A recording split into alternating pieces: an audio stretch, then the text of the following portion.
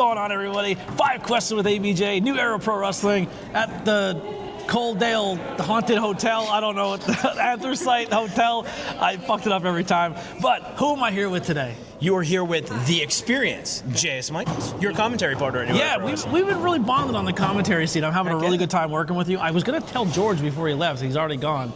But Lily did a great job on ring announcing tonight. I wanted to tell George, and I kind of round up by Nathaniel, like, I think we have a third commentary person if he wants to keep coming to shows. I think us three would be a fun little team. And do it here at New Era. But good vibes with George always. Let's get right into it. What is your current goal in life? I don't have any goals. No goals at all? No, that's the hard part. That is the most challenging part. I have no goals. Nothing? No. Just having fun. Content creating, life in general? No. Just live it day by day? If I have goals, I have anxiety. I've found that if I dive in head first and whatever happens, happens, and that's the result I have to live with, I'm okay with that. I like that. I mean, that's kind of how I do things too. People are like, what are you doing next week? I'm like, I have no idea. Yeah. When I wake up, I'll let you know. Yeah. Yeah. When stuff's planned ahead, I stress about it too much. Yeah. So if there is any, it's just getting eyes on everything we do here. It's getting eyes on the people that work hard, showcasing 570, and any way I can do that, that's a success. If I sell one more ticket, if one person even gets called back to be, security on AEW or whatever because of what we do, mission accomplished. Absolutely.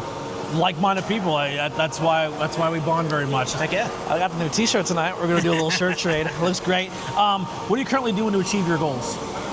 Oh, I just work my ass off. So whatever I feel like doing, I do it. So I'll wake up in the morning, get ready for the gym, take my pre-workout, and then an hour and a half later actually make it to the gym because I get a great idea at 6:30 in the morning. And next thing you know, there's 15 posts and 20 videos, and I'm like, shit, I really have to go to the gym because I have work.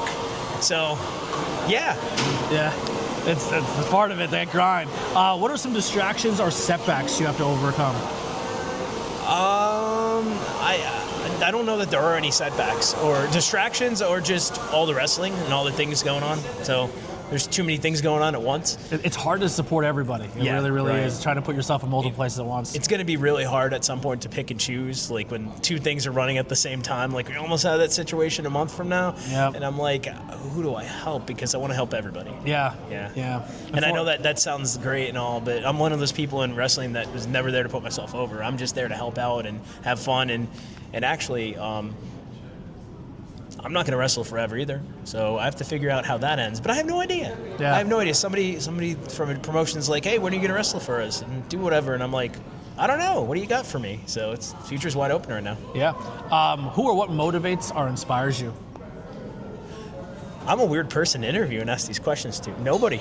I've had, when I was probably my first wrestling stint, my father walked out on my family, so I'm not used to having role models or examples. I had to be my own role model, my own example. I just work my ass off and do whatever I can, and anytime I fail, just pick myself back up and hurry up and figure out how to succeed and not focus on problems. So I'm not inspired by a lot of people. I don't look up to a lot of people, and Is there someone on the scene that you see at shows and just you look at their work ethic or you look at the way they go about doing things and be like, man, they kind of get you pulled from that energy? It's the collective energy. Yeah. It's the all-in, everybody's here for the same common goal. That's very inspiring, right? And it pushes me to work harder. There isn't one person. It's the collective energy.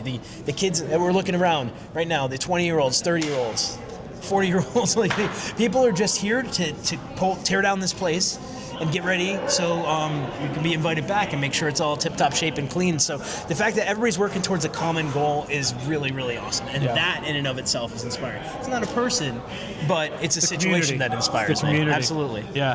What are you grateful for, and are you currently happy? Grateful for? I'm grateful to be alive each day, right? Life is weird, and the older you get, the more you think about how fragile it is and how it can just go away. So anything I get to do in wrestling, I'm extremely grateful for. Anything I wake up for, everything I wake up for every day, the ability to go to the gym, the ability to be healthy, the ability to, enjoy food now. I had a condition with COVID where my taste was completely distorted, and I'm grateful that food tastes like food now. Yeah. My taste was horrible, so I am super, super grateful now just to wake up every day and put my 2 feet on the ground and being able to accomplish more and more every day. Awesome. Where can people find and support you? So I'm at Experience JS Michaels. That's my handle everywhere except for X, because X is like, that's already taken. I'm like, who the hell calls himself the Experience JS Michaels? This is ridiculous. Yeah, find him. And 570 Experience, that's kind of the random dive-in project that me and Lindsay took on for the hell of it, not knowing where it'll go, but that's also getting kind of popular too. So at 570 Experience, even on X. Yep. All right. That'll do it. 5 questions ABJ. We'll catch you on the next one. Here's some music by the Converse Kid.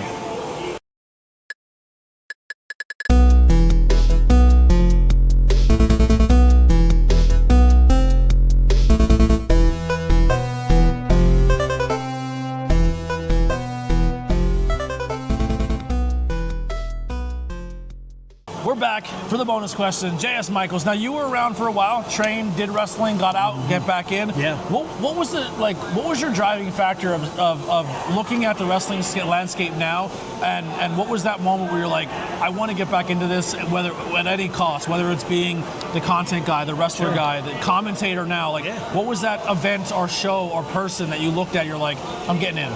I didn't. It came to me. Yeah. So COVID was weird for everybody.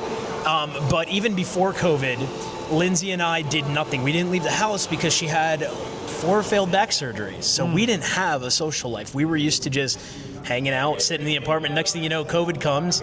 She had one of her last surgeries, which wasn't a back related, but we were stuck in the house anyway.